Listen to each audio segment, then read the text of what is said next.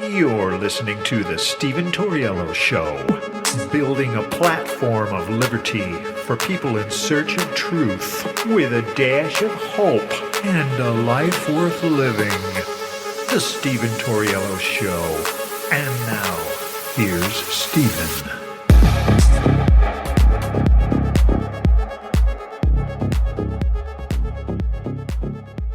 What's up, ladies and gentlemen? Welcome to the show. As always, thank you for tuning in. So I got an update here. This is really wild.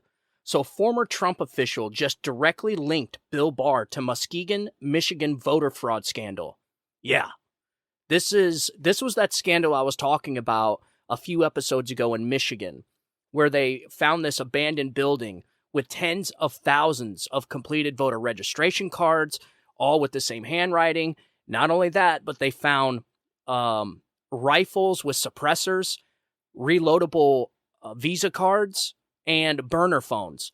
A huge, huge development. And the thing is all this went down in 2020.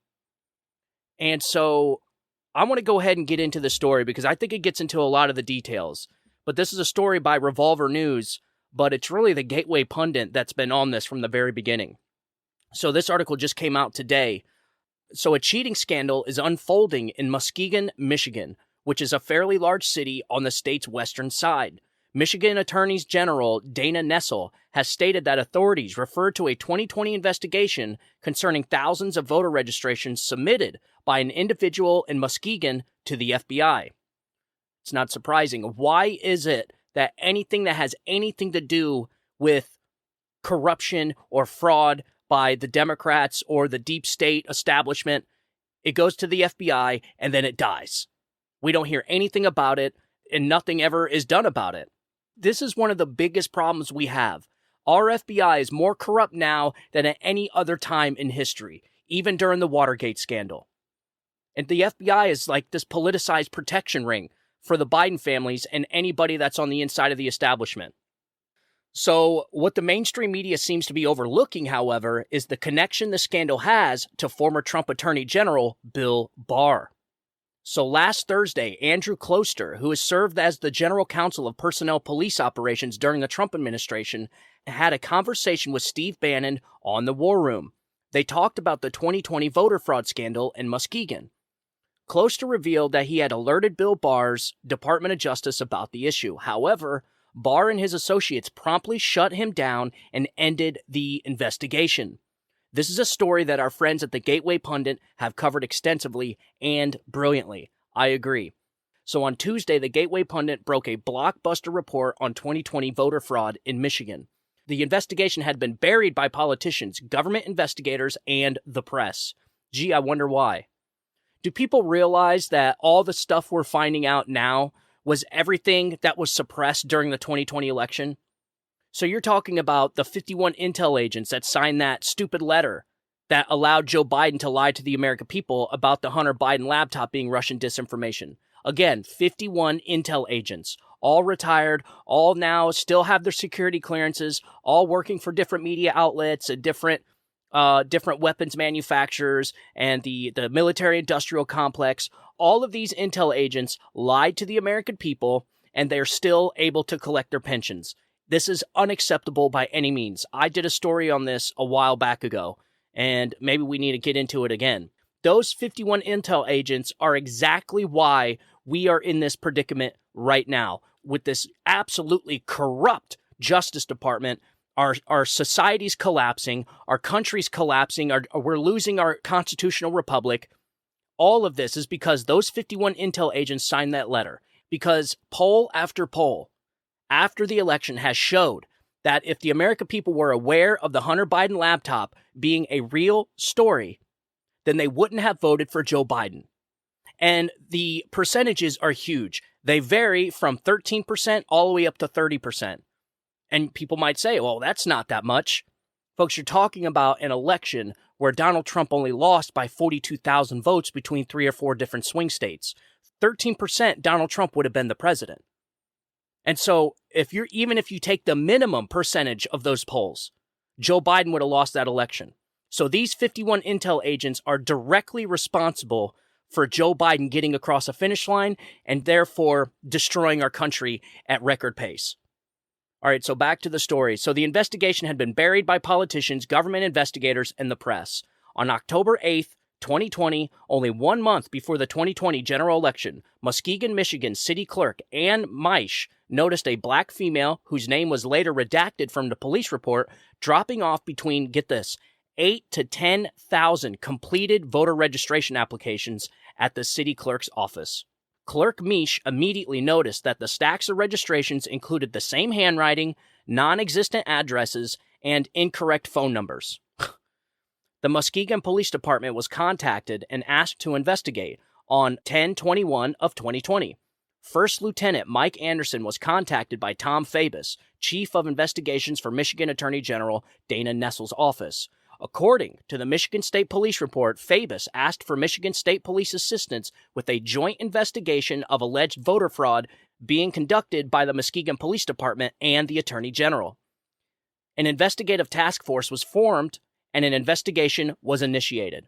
So they actually started investigating this back in 2020, before the election. So Andrew Closter had a discussion with Steve Bannon on Thursday's War Room podcast, where he revealed that he first became aware of the scandal while serving in the Trump White House. And here's Andrew talking about that right here. Check this out. Says, Andrew, you were over with Johnny McEntee in the Trump White House in the fall of 2020, were you not, sir? Correct. And so you're a White House official, and Johnny McEntee ran a great shop over there.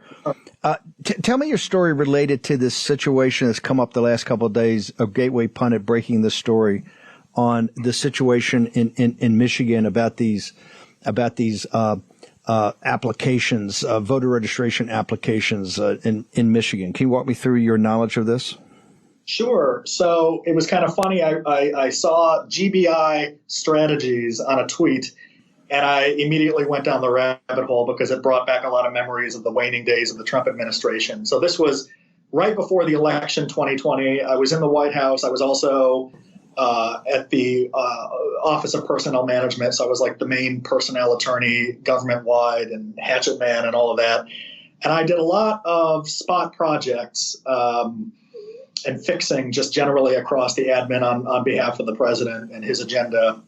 And I have a lot of contacts. You know, I've been in the movement for a long time. I was at Heritage. I've worked with lots of people at the state level.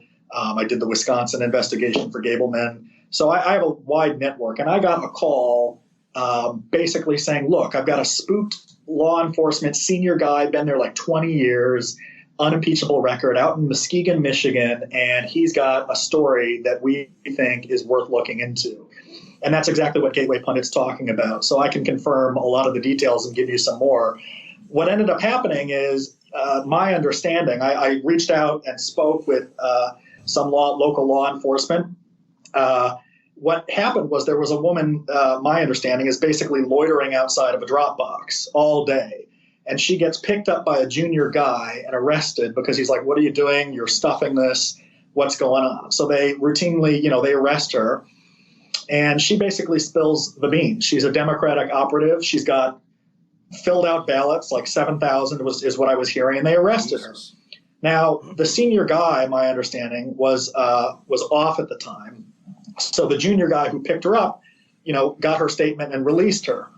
And she went back to Detroit. So Muskegon's like the suburbs, Detroit. She went back to Detroit. The senior guy comes back in the next day or later in the day and says, what the hell? You had her dead to rights. Why did you release her? And starts trying to get an extradition order from Detroit because this is before the election. We're hearing there could be voter fraud. And here you've got someone basically copying to it and caught with her hand in the cookie jar. Detroit doesn't give an extradition order. And the next thing you know, everyone clams up. And I'm hearing, well, Benson's leaning on people threatening jobs. So when I hear this in the White House, we've got our eyes out, at least the loyal ones.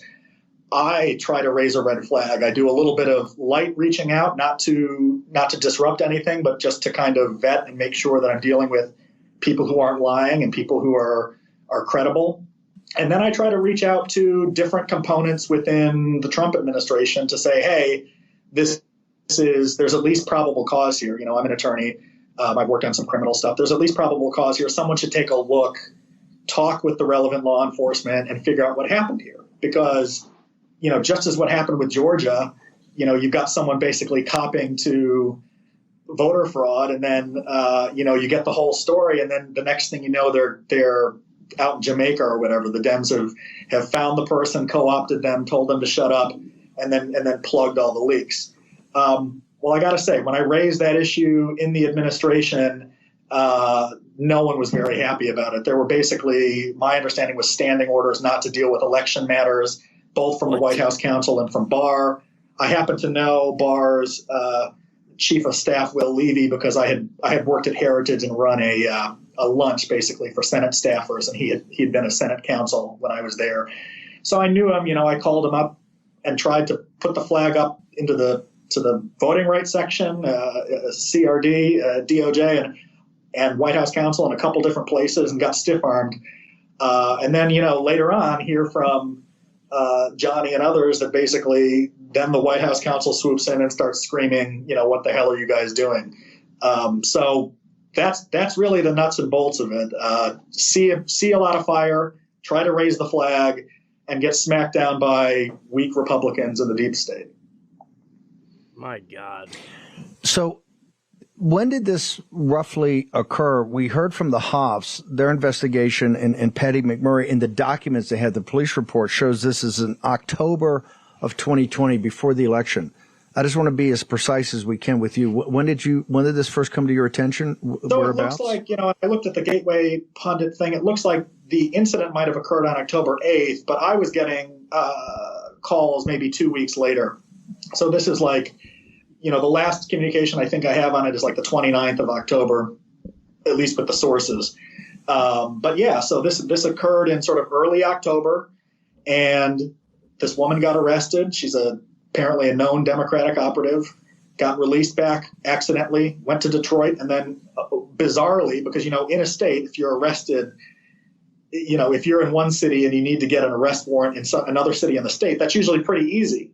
It's extradition, but it's pretty easy because it's in one state. But just Detroit, I guess, just declined to pick this woman back up. She was very much protected. So this happened in October. And then I remember seeing a very watered down cover-up police report or public statement by the Muskegon police later, which didn't say anything about them being actual ballots, kind of watered it down to say it might have been blank applications or something like that, which is still shady. But they watered it down and kind of buried the story to cover up the fact of the arrest. But to me, the main thing was that Benson got involved and that she was leaning on these senior people in the county, which is a public corruption issue. You're not allowed to cover up for a crime and threaten people's jobs and say don't investigate crimes. That's unlawful. I just want to make sure, and you raised the flag with people at Justice, at DOJ, that, correct, or at least were in areas or connected to areas that could have looked into this in October of 2020, correct? Oh, absolutely. For example, a month. I did all of the senior loyalty tests at the Department of Justice. Interviewing people like Jeff Clark or whatever. Really, it wasn't loyalty tests, but so I knew a lot of people over there, and I knew people in the Civil Rights Division, which is relevant. And we actually had a couple of career folks that were over there, and so I spoke with them as well. And the signals I got both through the White House and through the Department of Justice and through the careers of the Department of Justice, it was the same story over and over again. Leadership is not interested in this. We're not even going to make a phone call. And it was very much worth a phone call to 20-year veteran law enforcement in a state who says, we have evidence of a crime that's relevant to federal jurisdiction. You think you'd give them a phone call, but no, they had no interest in it. So bizarre, man. So I'm gonna leave Cipollone and the White House counsel for a second, but so when you hear in the media reported in depth that Barr sat in the Oval Office and told the president he had asked for reports from the field offices, Detroit and the U.S. attorneys in Michigan being one, and he had asked in Georgia and all these states, including Pennsylvania, and that he got reports back. He has reports, and reports came back that there was no voter fraud whatsoever, right? When he says that, you would say that that would be a lie? Well, I'm a bureaucrat at heart, and I would say that's not a lie, because if you cover your ears and you tell them not to make the reports, then there aren't going to be any reports, and you can report that honestly. It's kind of like the old saw about Harriet Tubman's dad blindfolding himself so he could say he didn't see his daughter, right? It's the same thing here. They're covering their eyes and ears. They're giving standing orders orally, of course, probably nothing in writing, to bury all this stuff. So when the big boss asks the question, are there reports? You can say, no, there are absolutely no reports. No, but he said, no, it was opposite. He actually said he asked for reports. It was only later the Epic Times said there were no reports. He reported to the president. He had asked for reports to the field offices, and there was no voter fraud at all. This is what, and I think it's in his book too. So you're saying when you talk to the chief of staff, they didn't want any involvement, essentially, DOJ, before the fact. Correct. Absolutely. And it was really disappointing because, you had lots of solid people that wanted to look into these sorts of things. And again, I worked later on the Gableman investigation in Wisconsin. The story is always the same. Our side, or weak Republicans on our side, scuttle investigations, do a half-assed job of it. And then when nothing comes of those investigations, they say, well, see, we told you so. And well, no, it's not because there's nothing there. It's because you actively undermine your own side and our own efforts. And then that supports the left-wing narrative. It demoralizes the base. And it's really just a big part of how the uniparty works. Mm-hmm. Last question. You're saying your reward for this was that the White House counsel came to Johnny McEntee or came to the personnel department and complained about they weren't interested in the voter fraud. They were concerned about your activities and trying to alert people to this? Yes. Yeah. And my understanding is there might have been some sort of Carter era deep state protocol whereby the White House typically doesn't communicate with DOJ that much, which makes no political sense. So there might have been some sort of, in their mind, norm violated. But it wasn't the first time. I mean, I still remember being fired at 8 a.m. one morning from the White House and Johnny saying, can't save you. And then making a couple phone calls and having some people call Trump and then being rehired back by the end of the day. So, I mean, that office had it out for me from the very beginning. So it wasn't anything surprising. This is just incredible, folks. Incredible. You know what I think it is? Now, I've been talking about this a lot on this show since I started the show. I don't think it was one giant cabal of people at the top that was, stifling this election or stifling investigations into voter fraud. I think what it was the mindset of a collective of people where they weren't actually coordinating with one another, but they all had the same mindset and had the same, they all had the same determinative outcome. Like they all had the same idea on how they wanted to affect this election. And so you can have two completely different people that have no idea who each other is, but their mindset is the same. And so their number one goal is to influence the election to make Donald Trump lose because they don't like him or they think he's evil or whatever the case is. I think the deep state, the establishment in Washington, D.C., I think maybe they coordinated with one another, maybe not in writing, but maybe, it is truly incredible, folks. We do have a fourth branch of government inside our country's capital in Washington, D.C. So there is a deep state. There is no doubt about it. And so when he says that Bill Barr essentially told the people, I don't really want any reports. So therefore, if he doesn't get any reports, he could just say there's no reports. He's not actually lying. He's just saying, they never did give me any reports. But this whole notion that there was no voter fraud in the 2020 election is just asinine. It is the most dumbest comment I think anybody can ever make. And when we were all told by, I forget who it was that said it, that this was the most safe and secure election in U.S. history, I openly laughed because I was so angry. All I could do was just laugh. To sit there and tell the American people that there was no fraud in the election is just, it's insulting to people's intelligence. These people, this establishment, this corrupt fourth branch of government, think the American people are so dumb. They despise us. They have disdain for the American people. They do not trust the American people to make the right decision on who they want for president. Not who the people want, but who the establishment wants as president. You know, Donald Trump was the first outsider we've had that had infiltrated the Washington establishment. And this is why every time he turned a corner, he was getting stabbed in the back by bureaucrats like Alexander Vindman, and impeachments and investigations and J6 committees. Everybody was trying to stab him in the back because he was not invited to the party and he was ruining their party. He was crashing their party. And so when I hear these things 3 years down the road, that there was a massive investigation or this massive voter fraud scandal where there was 10 to 80,000 voter registration ballots that were filled out with the same handwriting, and you're going to sit there and tell the American people that there was no fraud in this election? Mind you, folks, 10 to 80,000, I don't know, how much did Donald Trump lose Michigan by? So Trump lost by, let's say Trump lost by 200,000 votes. All right, so 200,000 votes, that's a lot. Yeah, that's a lot. That's what the final count was. But we're saying this was one person in one voting district with 10 to 80,000 filled out voter registration cards. So are we saying that this is how the election was swayed? By each one of these different districts committing this type of fraud where they use voter registration cards? All they would have to do is in 4 or 5 different counties just set up an operation like this to where random people get 10 to 80,000 voter registration ballots, and they all just commit the same scandal. And then there you go.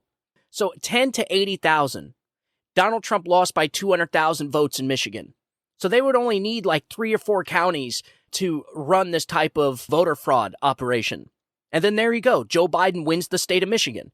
So to sit there and tell the American people that there was no fraud in the 2020 election is ridiculous. This is the type of stuff that pisses people off. People know there was something wrong with that election. Everybody knows that that was not a normal election. And then you want to come out and lie to the American people and say there was no fraud. And then it went to, oh, well, there was not enough fraud to affect the outcome of the election. Well, how do you know? That doesn't, saying that there's no fraud and saying that there was not enough fraud to alter the outcome of the election are two very different things. They told us there was no fraud. But apparently, with this Michigan scandal, there was 10 to 80,000 voter registrations found. I don't know about you, but that sounds like fraud, and a whole hell of a lot of it. And why would it be so hard to run this type of operation throughout the country in these 4 swing states that obviously had shenanigans going on? I'm sorry, but when you sit there and say that a pipe bursts in the middle of the night and then you shut the counting operations down, and then you start the counting operations back up in the middle of the night 2 or 3 hours later, and Donald Trump is behind all of a sudden with like 900,000 votes, that kind of makes people question. And so Donald Trump had every right to question this election, and anybody that thinks there were shenanigans in that election has a right to question it too, because there was fraud happening in the 2020 election. And when you're talking about a 42,000 vote difference between winning an election and losing an election, that's kind of a big deal to try and iron out and try and narrow down what happened in that election. And the worst thing is because they didn't change anything, they didn't fix any of this, it's going to happen again. Because from here on out, we're going to have narrow victories. And when there's narrow victories, it is rife with fraud. So they're going to have to get down to the integrity of our election process. Because this whole, shutting down ballot counters in the middle of the night, pipes bursting that didn't actually burst, finding 10 to 80,000 voter registration cards a month before the election and nobody's investigating it. Like, this is the type of shit that pisses people off. And I pray to God, all of this comes out in court and gets litigated in court. This is why Clarence Thomas wanted to litigate this when it happened. This is why Donald Trump wanted to send the certifications back to the states, or wanted Mike Pence to send the certifications back to the states. And so here it is. They're trying to arrest and imprison Donald Trump for doing something that he had every right to do. And in fact, it was his duty to do it. The American people demanded that Mike Pence send these certifications back to the states. So the whole notion that Donald Trump is trying to be in prison for this tells you everything you need to know. They rigged the 2020 election. Okay? Okay. So I think we need to clarify no fraud in an election and not enough fraud to alter the outcome of the election, because those are two very different things.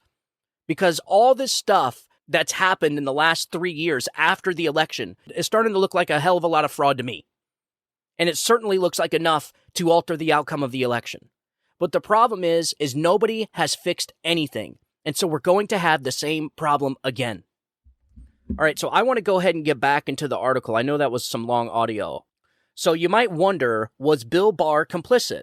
Did he actively suppress information and obstruct investigations into cheating in the 2020 election? Could that be why he was so hasty to declare the 2020 election fair? And is he now fighting so hard to prevent President Trump from returning to the White House? Clearly, we need more information on this before these questions can be answered. But it does seem as if there's a lot of smoke surrounding this issue. Yeah. I mean, the entire damn thing is weird. This election in 2020 was bizarre. It was not a normal election. And I think it's, every time these media outlets come out and try to tell people there was nothing wrong with the 2020 election, that is a lie. They are lying right to your face. There was a lot of problems with the 2020 election. I mean, the level of abnormalities and mathematical impossibilities is off the charts, record-breaking. You're talking about circumstances that is just a 1 in 1 billion chance of happening. The anomalies, the irregularities, the abnormalities, all of this stuff was all in that 2020 election. But what I was trying to say, what I think happened was this was not okay, so you have people like Perkins Coie, Mark Elias, you have them going state to state, pressuring state legislatures to change their election laws weeks and months before the election. Okay? The same thing they're accusing Donald Trump of doing, pressuring legislatures to send alternate slates of electors, whatever the charges are. Mark Elias does the same thing. Democrats do the exact same thing all the time in every single election, but yet only one person seems to be getting indicted for it. But I digress. I don't think you have that aspect of it with the election law changes so that they can send out millions of voter ballots, millions of mail-in ballots all over the country, and then expect there not to be any fraud. Okay. What I think happened, I don't think it was a small group of people at the top. I don't think there was one mastermind behind it. I think it was just a lot of people that just had the same mindset, and they were going to do anything to make sure that they achieved their goal of making Donald Trump lose. And you can do this without coordinating with one another. So just like I said in the beginning, you can have somebody in Washington, D.C. that has the same mindset as somebody in Wisconsin or Michigan, and them not coordinate with one another, but still have the same desired outcome, which is to make Donald Trump lose by all means necessary. And I would imagine each state and each county has their flaws in their election process. And these people that are in these counties probably know those flaws and can exploit those loopholes in their particular elections, in their particular districts. And so, like in the Michigan case where they had, 10 to 80,000 voter registration cards, maybe that was their loophole to get by with stuffing ballots or adding votes to the counter or whatever the case is. Whereas in Arizona, they may not have that loophole. And so in Arizona, they may have to just print ballots altogether. We just seen it in the 2022 election, where the paper was different sizes, the printing machines went down, but only in Republican areas. These people have destroyed our election process. They have destroyed it. Okay? They have destroyed our democracy. They have destroyed the integrity in our election process, and then they're trying to indict the other side for challenging their shit elections. Okay? They're trying to indict anybody that challenges their bogus, rigged election. This is the type of stuff they do in banana republics. So we're going to screw up the election process, and when you challenge it, you're going to jail. You're going to get arrested. And unfortunately, they haven't fixed any of this stuff. And this is why I think Bill Barr is so adamant about going on CNN, MSNBC, Fox News, and trying to railroad Donald Trump. He's trying to influence these judges. Bill Barr does not want to see Donald Trump back in office. Why? Because he knows Donald Trump is going to look into all this investigating, and if he finds out that Bill Barr had anything to do with Donald Trump losing, because Bill Barr didn't want to investigate a fraud, Bill Barr's ass is toast. Just like Bill Barr's been trying to convince people that Donald Trump is guilty. Like, this guy is awful. Awful. Why? Because he's part of the establishment. This is what I'm trying to say. From the very beginning, I say this almost every show. This is not going to be an election about Republicans and Democrats. We now have an election coming up in 2024 that is going to be the system, the establishment, the DC swamp versus the people, versus the population. Because all these establishment bureaucrats are all joining forces with one another. They're all coordinating with one another to prevent Donald Trump from winning. Okay? And then you have the American people that just want their damn country back. They don't like Joe Biden. They don't want some dementia-ridden president ruining their country and turning it into ashes. They just want what Donald Trump gave them. They want an outsider billionaire from New York to go in and get shit done. That is all the American people want. But the Washington establishment has another plan for you.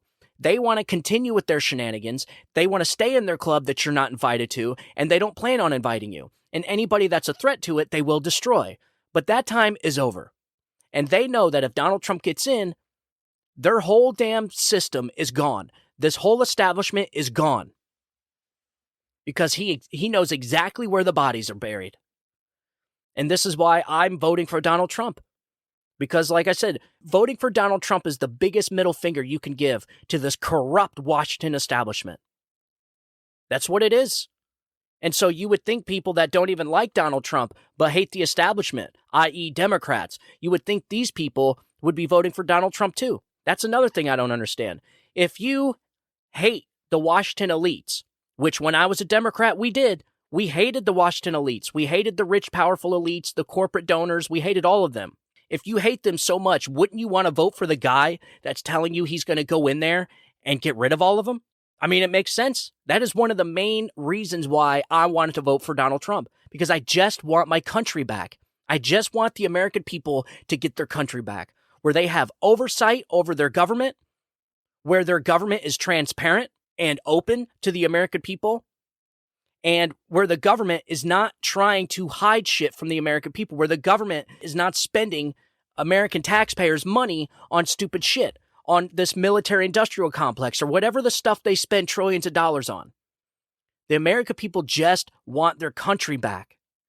And the only way they're going to get it back is if they elect somebody that knows exactly how to do it, that they know for a fact isn't part of their little club because the club is trying to imprison him for the rest of his life. That should reassure everybody. The more they come after Donald Trump, the more that makes people realize that this guy is not part of their club. And so therefore, that is why his polls are increasing. And so, I mean, you go poll after poll after poll. I watch videos of just street interviews of random people on the street, and they'll flat out say, I didn't like Donald Trump, but now I like him. Why? Because these people hate the system.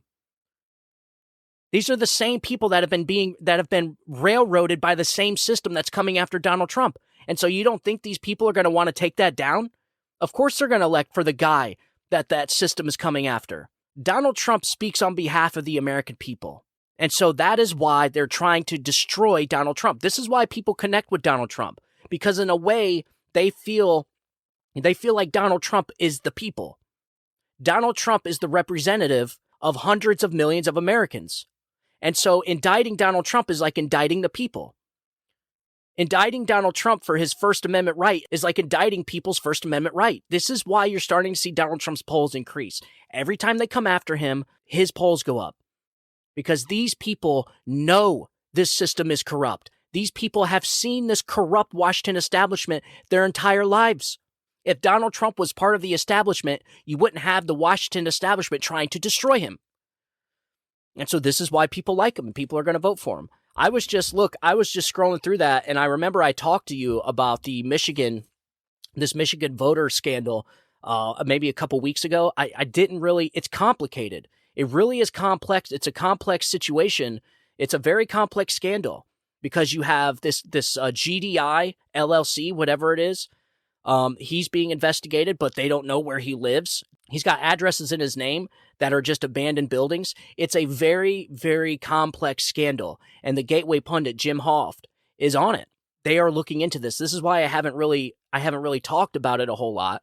But what they do know is that the Muskegon Police Department already investigated this back in 2020.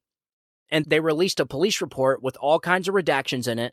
And it's actually quite shocking how this was not investigated by the Department of Justice in 2020.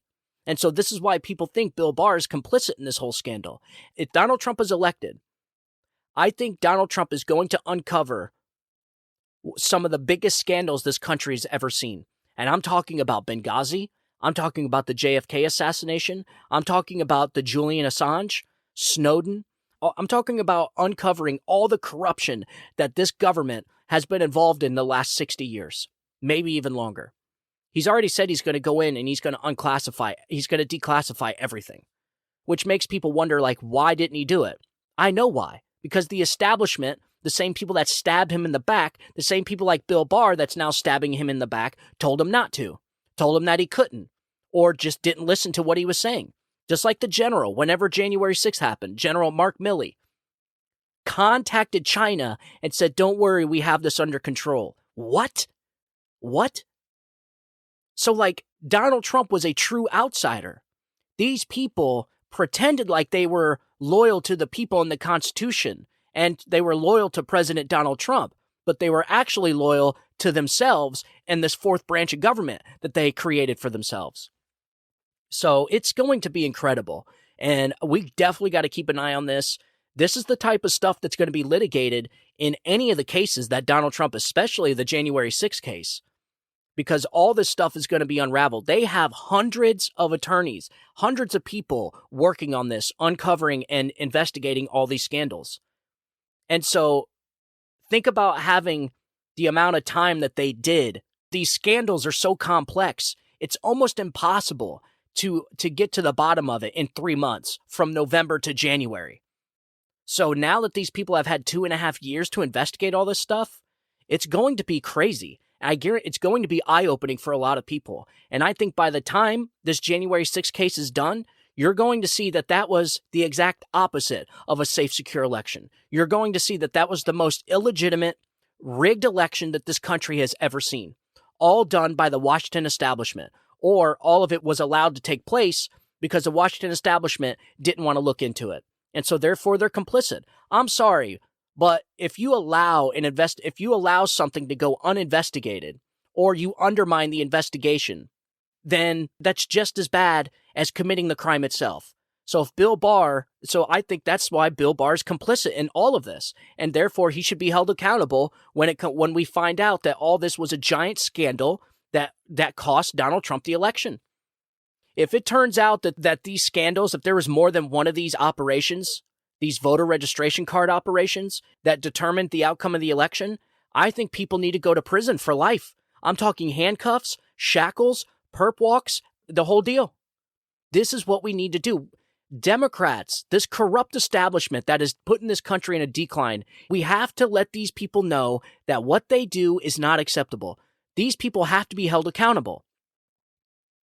This is why, a lot of this stuff was eye-opening to me from the Durham report. The Durham report was so eye-opening because it was just the amount of scandal and complexity in the scandals is breathtaking. And so when you read into it and you're getting down to the nitty-gritty, it's actually quite crazy how the whole interior, the whole deep state operates. I mean, it really is an entire fourth branch of government where you have clandestine people in each one of these government institutions, and they all operate on a totally different branch than what they're supposed to. So therefore, they've created a fourth branch of government for themselves, and that we call the deep state. I call it the uniparty, Washington, D.C. swamp, whatever you want to call it. Whatever it is, it's extremely corrupt, and it's not there to benefit the American people. It's there to benefit itself and all the people within it. So, all right, ladies and gentlemen, that's going to be the only story we're going to do right now. I'm working on show prep for the next show. I'm going to get into that in a little bit. I just came across this article. I thought this was insane. I thought people needed to hear about it, and this is only going to get worse. The deeper you dig into this scandal, the worse it's going to get. And if we find out that there was hundreds of thousands of illegal ballots casted or illegal voter registration cards, that's an issue. And I think that's exactly what's going to be happening in the next year and a half to 2 years when we start uncovering all this stuff. So, and I think you're going to find operations similar to this in each and every swing state where shenanigans happened, like Pennsylvania, like Wisconsin, like Arizona, all of them. As time goes on, you're going to start to see operations similar to this one starting to unfold. And we're going to see that the 2020 election was rigged, that Donald Trump was indeed cheated out of his presidential run, that the 2020 election was indeed stolen. Imagine that. Wouldn't that be incredible? I don't see why not. Everything else Donald Trump has said, everything else the conservatives has said, has all eventually came true. All of it. So I don't see how this is going to be any different. I warned people about all of this stuff, man, before Joe Biden got elected. I warned people it was going to be this bad. And this is why I'm doing the shows that I'm doing. I want to talk about cool stuff like science and archaeology and stuff, but this is extremely important for people. You can't have a functioning government if you don't have an informed population that has oversight over that government. People need to be informed. And so that is exactly what I'm trying to do. I'm trying to inform as many people as I can. And so, look, we got a lot of stuff to talk about. I'm going to be getting into the Maui fires. That's getting crazier, and the links between this climate change ideology and how the climate change is actually costing lives now, and how I think it's going to get worse as time goes on. So yes, the leftist climate change ideology is actually causing real world problems and even the lives of hundreds, maybe even thousands of people. So that's what we're going to be talking about on the next show. If you guys want to reach out to me, or if you got anything you want me to read, you can get a hold of me at StephenTorielloShow@gmail.com. Somebody told me that there was a problem with my Rumble account. I guess my latest videos are not uploading. I'm in contact with Rumble as we speak. We're trying to figure out what is going on and why. Rumble's fairly new. They don't have a huge operation like YouTube, but they're great. But we're trying to figure out why my videos aren't uploading automatically, because the last video uploaded was like a month or two ago. In April. So I need my videos out as soon as I make them. You can find the show on YouTube. They put them out almost immediately, but we can't figure out if it's Rumble's problem or is it the third party service that I use that's not actually sending the video over to Rumble. We don't know yet. So I'm working on that. But yes, if you could, please follow the show on Rumble, follow the show on YouTube while it's there. I don't know how long it's going to last. You can find me on any podcast platform. You can find the show on social media platforms. I'm starting to get into Instagram now. It's a lot of work, folks. A lot of work, but we're getting there. We're getting serious now. So, yeah. So if you got anything you want me to see, I'm going to leave this article in my podcast description so you guys can go ahead and take a look at it. It's actually crazy. And we may dig in a little bit deeper with the Michigan voter registration scandal. As the investigation unfolds, we'll be getting into the details with that. I don't want to start reporting on it and informing you guys about it if it's not actually complete information. So we just got to give that story a little bit more time, and we're going to be diving into that. So we got a whole lot of stuff to talk about, ladies and gentlemen, so just stick with me. It's going to be great. I'm going to be hopping on another show right after this, and it's going to be good stuff. Good times, good times. So please make sure you share the show with your friends and family. Keep them informed. And tell them to share the show with their friends and family and so on and so forth. The only way that this show gets out there to the population is if you share it. because the algorithm is certainly not going to spread the show around on its own. It's going to be up to the audience. It's going to be up to my listeners. So if you could, please share the show. I would really appreciate that, and follow the show on Rumble and YouTube. So, all right, ladies and gentlemen, I will talk to you here in a little bit. I want you guys to have a good day. Have a great week. God bless you. God bless America. You guys have a good day. Later.